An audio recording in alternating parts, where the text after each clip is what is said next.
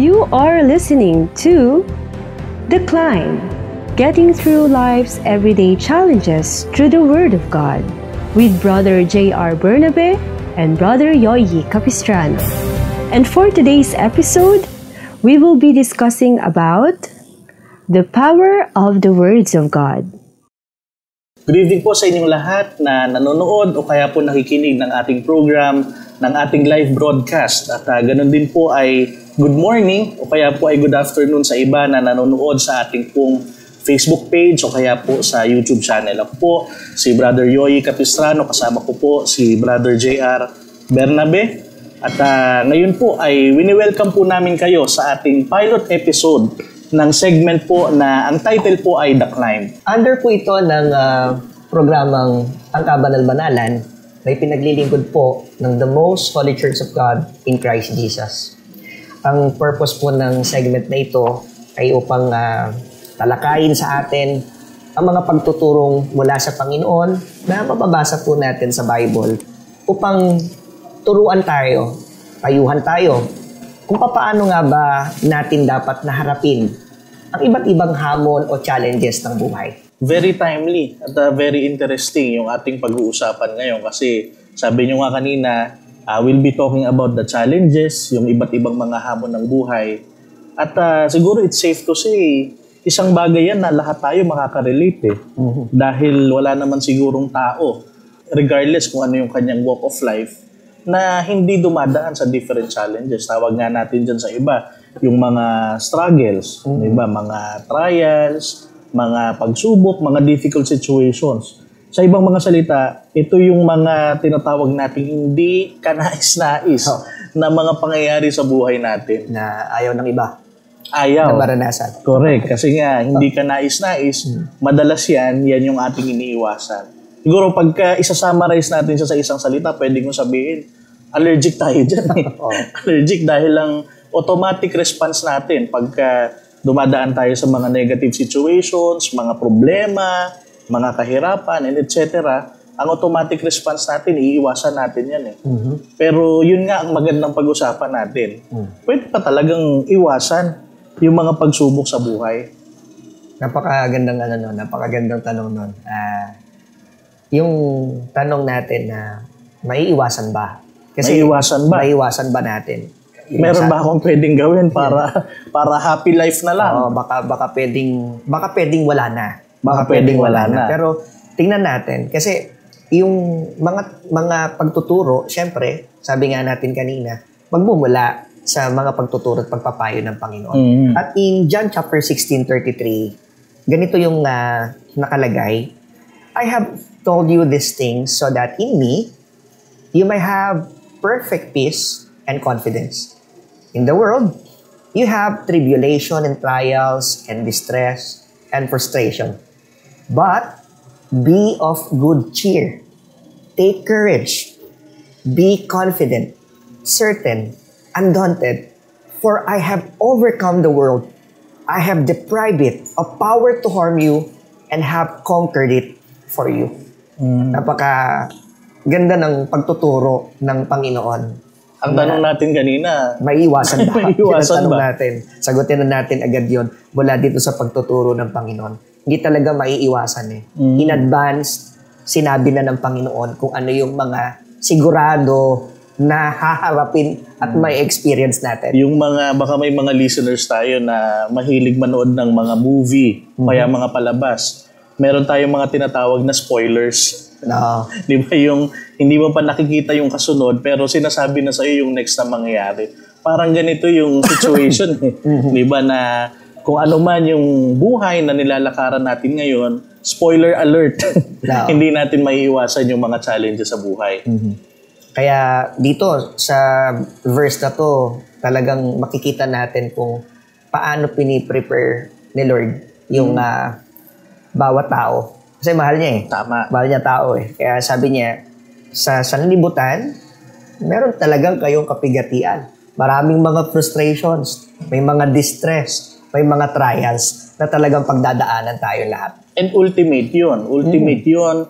At in general, ang tinutukoy dito, regardless, halimbawa, kung ikaw ay mahirap o sabihin na nating mayaman, kung ikaw ay bata o medyo nandun na sa age bracket ng nakatatanda. As long as nasa mundo ka, Correct. dadaan ka dyan. Hindi ka makakatakas. Hindi ka makakatakas. Pero ano yung comforting na sinasabi sa atin ng verse? Yun nga yung maganda eh. Sabi ng Panginoon, laksan ninyo ang inyong loob.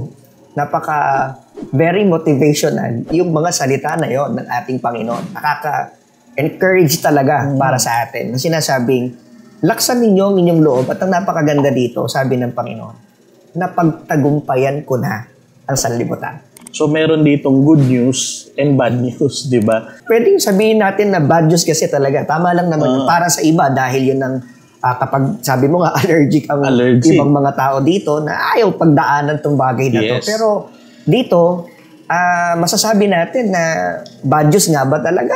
Or lahat naman mabuti dahil ang gusto ng Panginoon ay proteksyonan ang lahat ng mga taong mahal niya. So dapat makapag-focus tayo doon sa gustong sabihin sa atin ng Panginoon. And from this verse, maliwanag, hindi lang tayo wina-warn kung ano yung may experience natin sa buhay na to, but really, God is trying to motivate us. At yung motivation, napakahalagang bagay niyan eh. Diba sabi nga natin kanina, ang dami nating mga different challenges. Everyday nga eh. Everyday. Pwedeng sabihin may mga maliliit na challenges tayo na binabattle natin throughout our life. Pero ang maganda dyan, kailangan talaga meron tayong motivation kasi without motivation, baka ang tendency natin mag-give up tayo, mag-breakdown tayo, mawalan tayo ng pag-asa. That's the worst. Diba yung mabubuhay ka pero parang hindi na clear sa'yo kung ano yung ganda ng buhay na meron ka. Yun nga. So doon papasok yung motivation. Tama. At kung motivation lang din ang pag-uusapan, maraming mga motivators. Madami. Kahit ako, halimbawa, ang isa sa mga main motivations ko, siguro makaka-relate yung mga listeners natin. Ang isa sa mga main motivations natin, yung mga parents natin. Tama. Diba? Kasi madalas nga kahit na yung mga parents natin, simply because of the love that we have for them, hindi na nga nila kailangan magsalita eh. Yung nakikita lang natin sila. Yung nakikita nating effort nila. Nakikita natin yung effort nila. That alone, hindi lang nakaka-motivate, malaking motivation pero sa atin. Pero paano yung nabanggit mo kasi sa mga magulang? Bukod doon, isa lang yun eh, di ba? Sa iba't ibang fields. Sa iba't ibang field, halimbawa, yung mga mentors natin, o kaya yung mga nakikita nating mga achievers doon sa field na ginagalawan natin. Kung halimbawa, ikaw, enthusiast ka sa sports, di ba? Sometimes you are motivated doon sa mga success stories ng mga nag-i-inspire sa atin. Mga nababalitaan natin, napapanood natin. Tama. Nakaka-inspire naman talaga. Kaya lang, yung punto, maraming sources of motivation, pero still, dumadaan din sila eh. Sa iba't ibang sitwasyon. Like halimbawa tayo, kahit na from time to time, pwede tayong mag-coach, pwede tayong mag-mentor, pwede tayong magsabi ng mga words of wisdom, mga salitang nakaka-motivate or words of inspiration. Pero dapat i-accept natin lahat naman tayo. Dahil tao tayo, limited tayo. Napaka-limitado. Limited tayo. Pero ang good news no? Yung nakita natin, yung binasa natin, sabi ng Panginoon, proven Sabi niya, merong proven and tested na nagtagumpay o nagtagumpay na. At ang sabi, hindi sa isang aspect lang ng buhay Ang nakalagay, sabi dun sa verse na binasa natin, napagtagumpayan ko na ang sanlibutan. So ibig sabihin, hindi naman natin dinidiscredit yung power or authority to motivate ng ibang mga tao, di ba? Sabi nga natin, yung mga parents natin, minsan yung mga kaibigan natin, kaya naman talaga mag-motivate sa atin, yung mga teachers natin, mentors natin. Pero dapat makita natin na it can only go a certain way. It can only go a long way. So, ibig mong sabihin, dahil limitado nga, lahat makakapagbigay ng motivation. Pero, hindi pwedeng pantayan Hindi pwedeng pantayan. Pagdating sa motivation na galing sa Panginoon. Pagka sinabi natin hindi pwedeng pantayan, ibig sabihin, hindi kayang dalin ka doon talaga sa dulo na pwede mo nang sabihin na okay na, na-overcome mo na lang. Pwede siguro sabihin natin, from time to time, ma-overcome mo because of those motivation. Pero as a whole, ng pagiging tao, yun ang issue eh. Diba? Doon medyo kulang. Doon magkukulang. Pero ang good news, meron nang nagpatotoo at yun ang Panginoong Jesucristo. Yun mismo yung sabi doon sa verse natin. Kaya pagka binasa natin doon sa, naalala ko yung Tagalog version nung same verse, John 16:33, nakalagay doon, ngunit laksan ninyo ang inyong loob. Napagtagumpayan ko ang sanlibutan. O napagtagumpayan ko na ang sanlibutan. Tapos na. Oo. So, kanino ka nga ba mag-rely? Siyempre, doon sa, sabi nyo nga, proven and tested. Tama. At hindi lang yun. Actually, Panginoon yung narinig natin na nagsalita ng mga bagay na yun na dapat nating panghawakan. Nangyari ba talaga? Oo. Actually, bukod sa Panginoon na napatunayan na maraming mga pangyayari sa panahon ng pagkakatawang tao niya. Pero isang bagay, yung isa pang gusto nating i-share din talaga sa ating mga tagapakinig, tagapanood, yung isang servant ni Lord na nagpatotoo kung paano niya na-experience yung kawalang kapantay nung motivation na mula sa Panginoon. So dito dapat makita natin yung contrast na merong words of inspiration or words of motivation na nanggagaling sa mga tao pero there's a certain power. Merong kapangyarihan talagang tagla yung words of God. Tama. At yun yung tinatalakay natin ngayon, yung kapangyarihan ng salita ng Diyos o mga salita ng Panginoon. Gusto ko lang basahin yung nasa awit, no? Nasa 18:31 to 33. Sabi dito, si Yahweh ang Diyos na walang katulad. Siya lamang ang Diyos na ating kalasag. Siyang sa akin nagbibigay lakas. Sa daraanan ko, siyang nag-iingat. Katulad ng usah. Paghakbang ko'y tiyak, pag-akyat sa bundok, ako'y kanyang hawak. Napakaganda. Kaya yan din yung title mismo ng ating segment, ng ating program, The Climb. Kasi wala na sigurong mas perfect na analogy doon sa everyday na struggles natin, yung everyday na iba't ibang mga problema natin. Minsan problema natin yung pambayad sa mga bills. Pambayad natin. Yung problema natin yung minsan yung health problems. Siguro marami din sa atin nagkakaroon ng mga problema financially, sa relationships, merong mga challenges emotionally. At ngayon, hindi naman kumukonte yung nagkakaroon ng mga challenges mentally. Diba? Pero ito yung sabi, para siyang pag-akyat sa bundok. Pag-akyat sa bundok. Ang ganda doon, yung yung sinabi ni David ni King David. Paghakbang ko'y tiyak, pag-akyat sa bundok, ako'y kanyang hawak. In a world na sobrang sasabihin natin, it is a world full of uncertainties. Ang dami mong hindi tiyak. Actually, yun nga yung bagay na kinatatakutan. Yun yung nagkukos ng maraming takot. Sabi nga nila, diba? Anxiety. Diba? Kasi hindi mo alam ano ba yung ino-offer sa'yo ng bukas. So kung titingnan natin yung sinabi ni King David dito sa verse na to, talagang ang gusto lang sabihin, di ba? Hindi tayo dapat na matakot sa pag-akyat. Tama. So walang bundok na hindi kakayaning akyatin kapag kasama natin ng Panginoon. Sa pamamagitan niya, ng mga salita niya, yung mga comforting words ng ating Panginoon. Kaya dyan nga natin gustong i-break yung sabi nga stigma ng maraming mga tao. Pagka narinig yung Word of God, usually ang perception dyan, instructions, di ba yung Word of God, yan ay mga pagbabawal dun sa mga hindi mo dapat gawin. Yan ay mga pagbibilin, mga pagbibilin, instructions dun sa mga kailangan mo. Pero hindi lang yun. Hindi lang yun.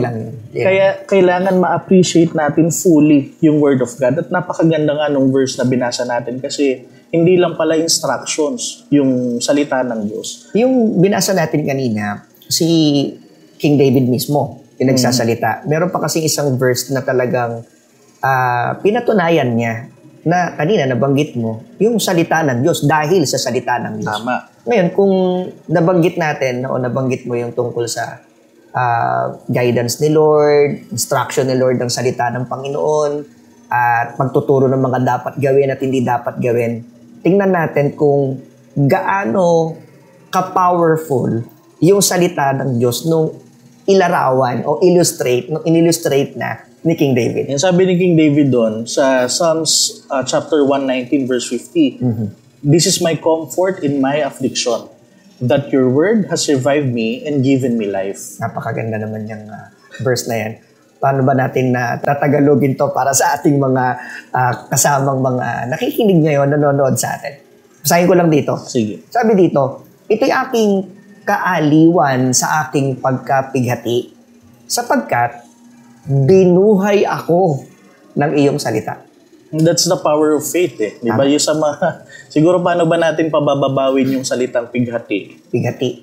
So nandun na sa binasa mo kanina yung affliction, di ba? Yung mga paghihirap. Diba? Pero that's the power nga eh. Kasi sabi dun sa binasa nyo, naaliw siya dun sa kanyang mga kapighatian. So ibig sabihin, sa gitna ng mga trials, sa gitna ng mga struggles natin, meron palang way para hindi tayo ma-depress.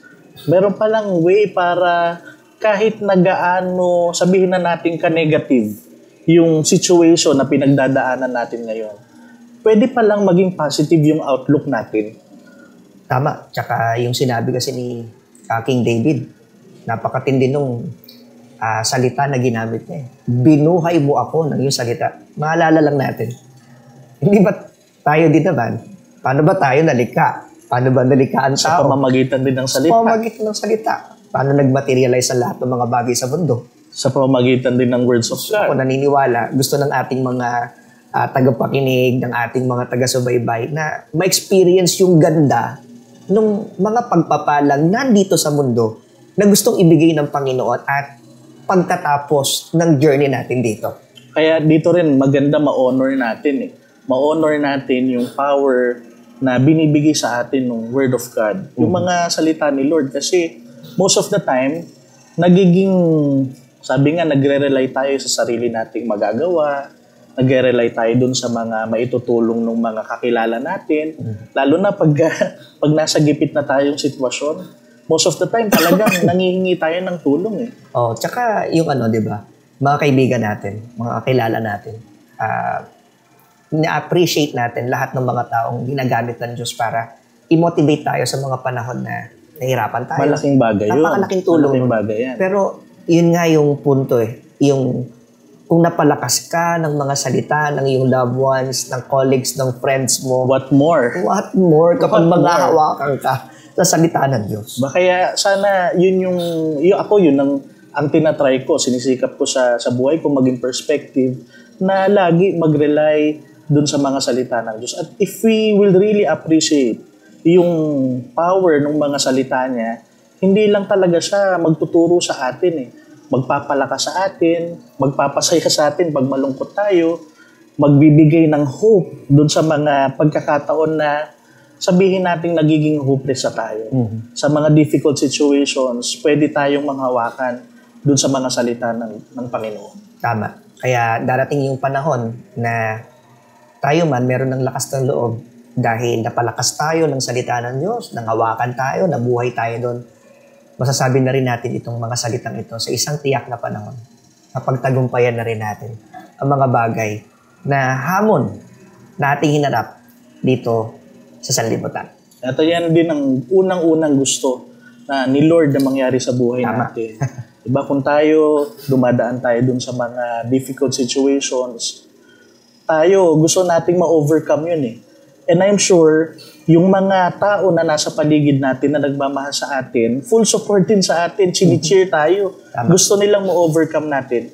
Pero ang good news nga, based dito sa naging pag-aaral natin, meron pala tayong number 1 supporter na hindi siya masaya na naghihirap tayo dun sa mga struggles na yon.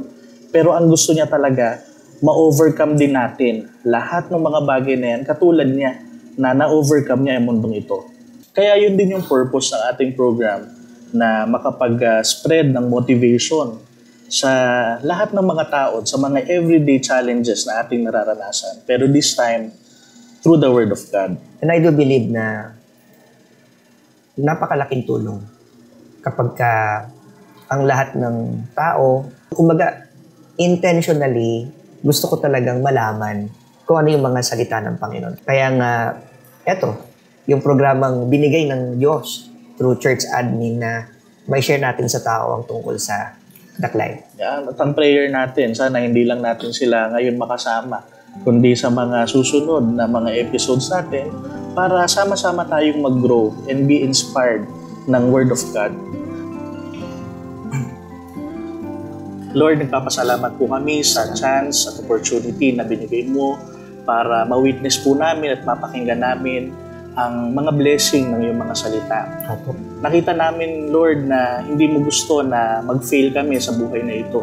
Hindi mo gusto na mag-give up kami sa iba't ibang mga struggles, mga challenges po na aming nararanasan, kundi ikaw ang unang-una na may gusto na ma-overcome namin ang lahat ng mga bagay na ito at makita mo rin naman kami na nagtatagumpay sa iba't ibang larangan po ng aming mga buhay. Amen. Kaya ang prayer namin at hiling namin sa iyo, Lord, na patuloy mo kaming gabayan, patuloy mo na pasaganain sa puso namin ang mga salita na aming napakinggan, at sa araw-araw ay patuloy mo kaming i-motivate, patuloy kami na mabuhay, na inspired, na hindi kami nangahawakan sa sarili naming magagawa, kundi ma-inspire kami na ikaw ay buhay na Diyos na laging sasama sa amin, laging ikaw ang unang-unang nakakakita ng aming mga pangangailangan, at ikaw ang gagawa para kami ay maka-overcome ng lahat ng mga challenges sa buhay namin. Ito pong aming panalangin sa iyo, sa pangalan mong Kristo Jesus, ikaw ang aming Diyos,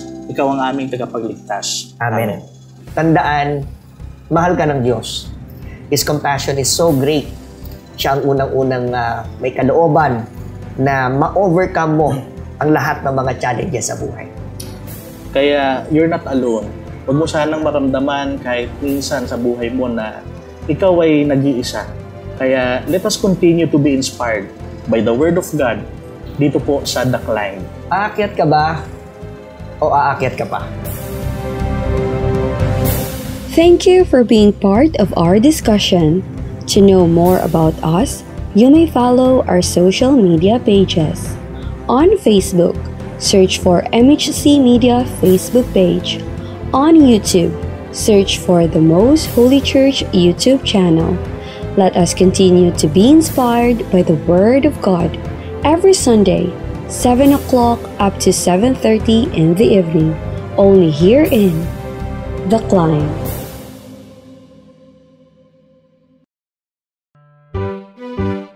Likhawit o mga orihinal na komposisyon ng mga kapatid sa loob ng Most Holy Church. Dalawang salitang pinagsama, likha at awit. Isa po itong acronym, likhang imnong kinalulugdan, himig at wikang itinanging tunay. Isa po sa napakabisang paraan na itinuturo sa atin na magpaalalahanan at magpatibayan sa pamamagitan po ng mga imno at salmo at mga awiting ukol sa Espiritu. Dahil sa nakitang kapangyarihang taglay nito, ang paggawa po ng likhawit sa kabanal-banalang iglesia ay naging isang mahalagang gampanin na po ito na nagpapasigla at nagpapatibay sa buong iglesia. Kaya isa ng ganap na ministeryo. Himno at salmo, awiting ukol sa Espiritu.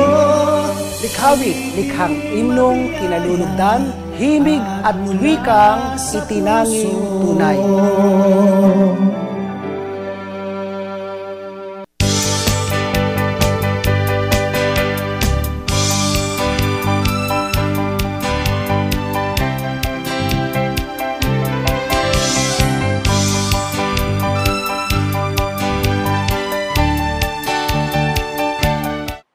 Shalom.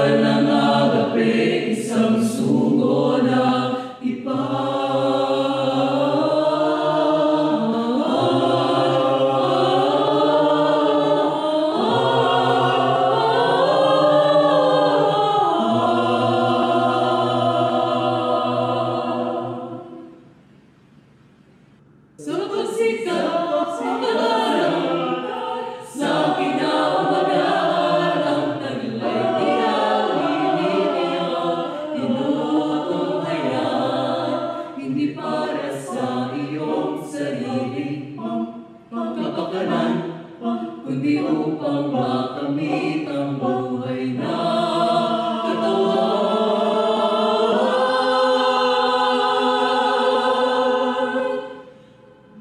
Minsan pa, alalahanin mo ang pag-ibig na ipinadama mo sa akin, sa Kanya.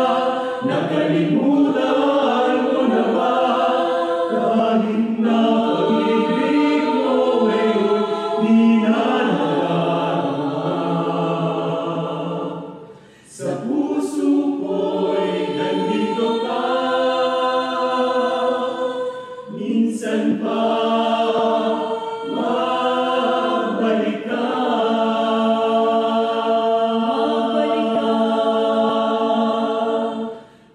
Minsan pa ay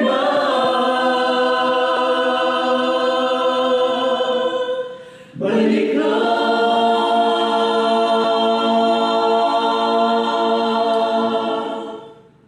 Tambay ang pagwis ng pagmamahal.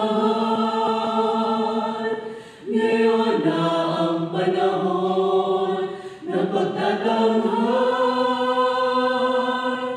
Ang itinuri na tagumpay,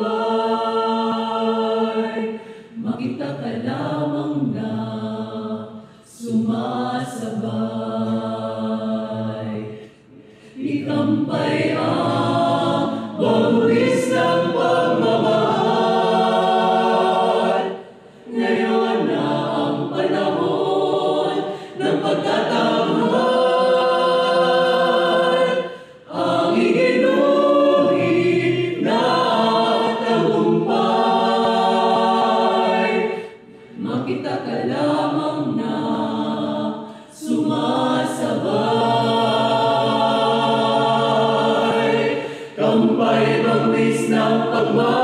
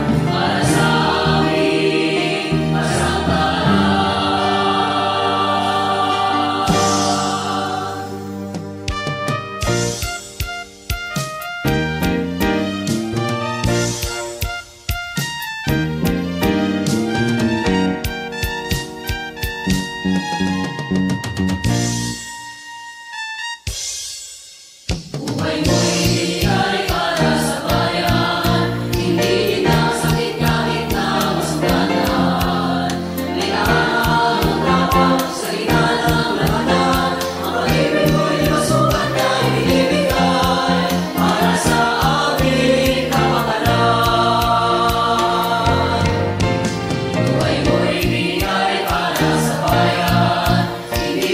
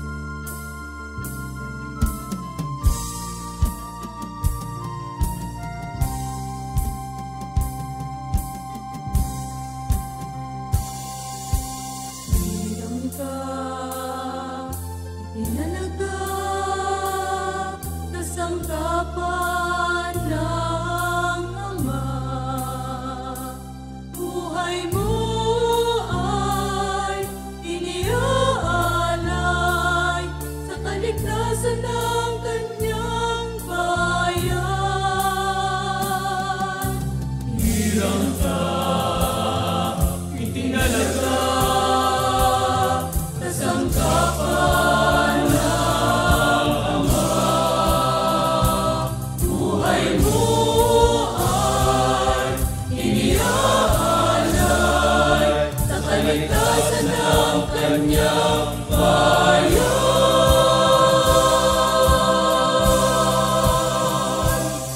Bakit namin ang hirap ng iyong gawain? Lahat ay iyong susungit para sa amin. Isang katangi-tangi, isang kahanga-hangang paggawa, at kailan may di ka nagsasawa. Yakap sa iyo mahalagin, sa lahat ng iyong tiisin, naabutin lahat ng kapatid at akain sa mga kasalanan ng kabanalan, sa mga pagpapagal para sa hari at sa bayan. Kapatid namin ang hirap ng iyong gawain, lahat ay iyong susungit para sa amin.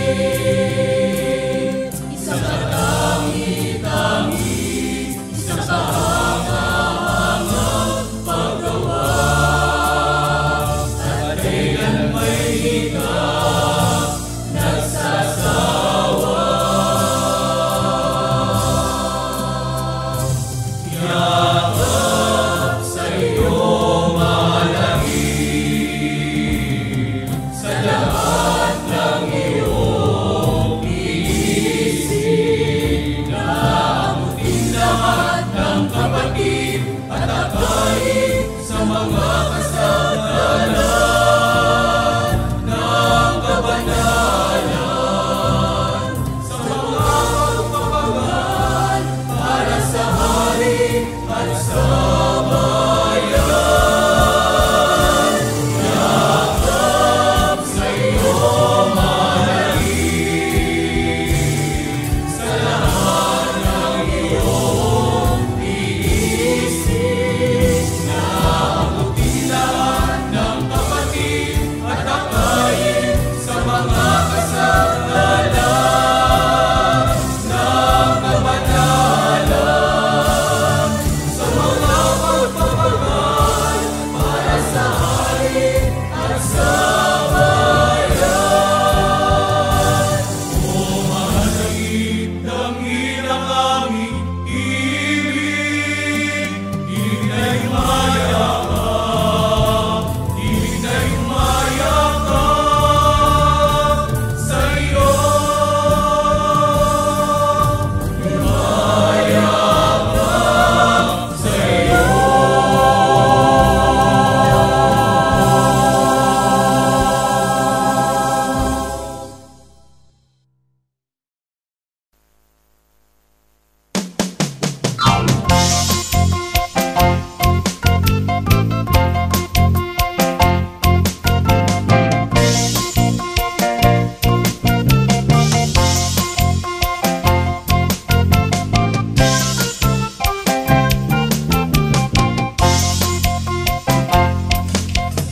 Sapat na layunin at dakilang gawain, may paninindigan at tinatawanan. Sa isang itin, mundo'y sasakupin, itatanggal ang paghahari ng kataas-taasan. Sapat na layunin at dakilang gawain, may paninindigan at tinatawanan. Sa isang itin, mundo'y sasakupin, itatanggal ang paghahari ng kataas-taasan. Susunod ang misyon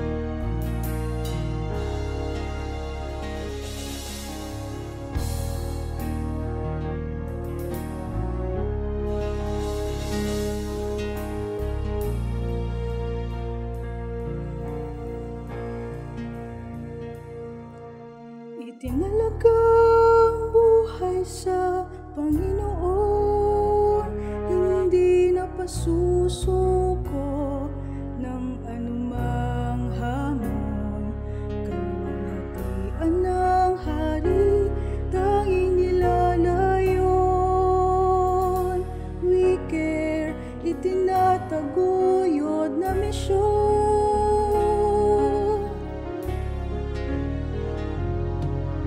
Itinangka ang buhay sa Panginoon, hindi na pasusuko ng anumang hamon.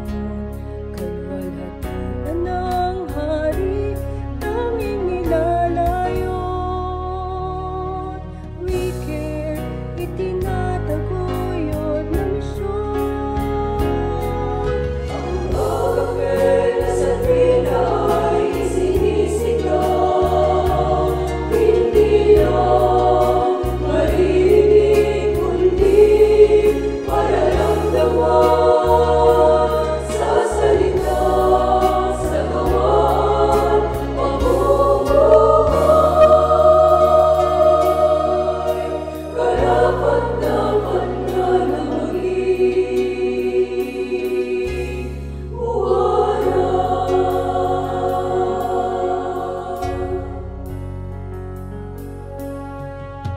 nasalig sa berong panininigan ng hahawakan sa pananampalatayang kabanal-banalan. Ang lilingkod sa kapatid ay nililiwan. May awa ang Diyos, ang laging inuusap.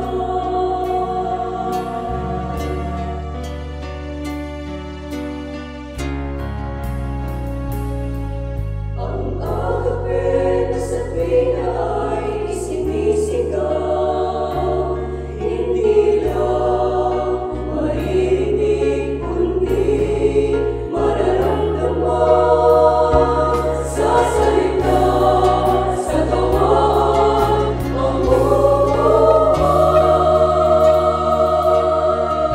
Karapat-dapat ka na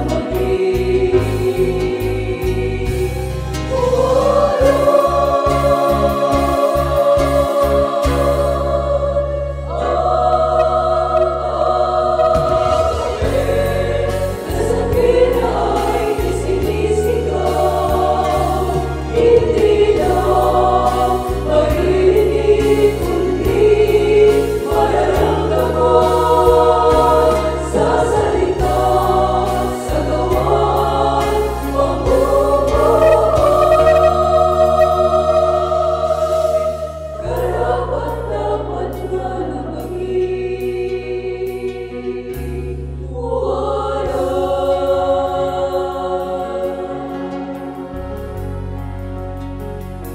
salamat sa inyo, Panginoon.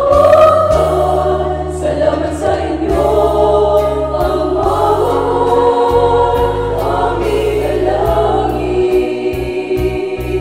Ang inyong pagtatagumpay para sa Diyos na kalwalhatian. Para sa Diyos na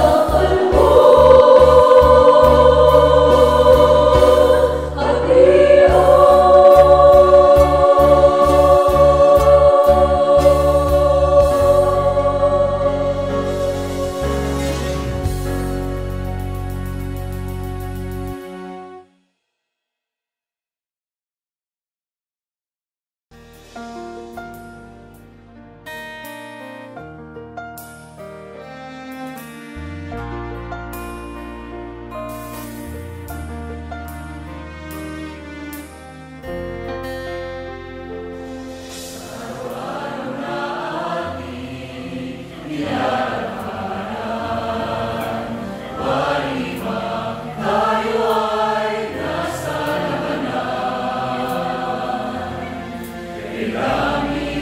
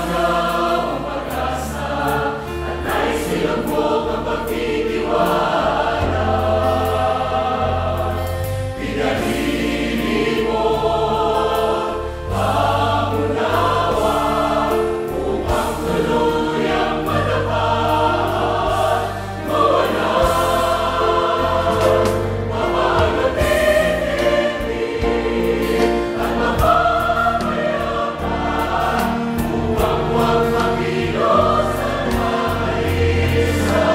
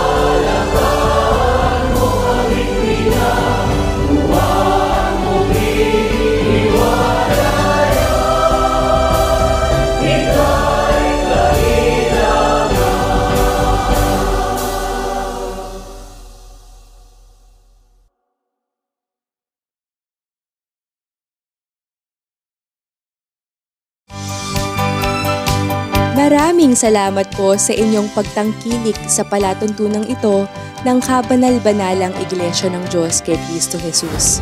Kung nais po ninyong mapanood ang iba pa naming programa at upang lubos po ninyong makilala ang kabanal-banalang Iglesia ng Diyos kay Kristo Jesus, mag-subscribe sa ating YouTube channel na The Most Holy Church, bisitahin ang aming Facebook page na MHC Media. At bisitahin ang ating official website na www.mostholychurch.com. Maraming salamat po!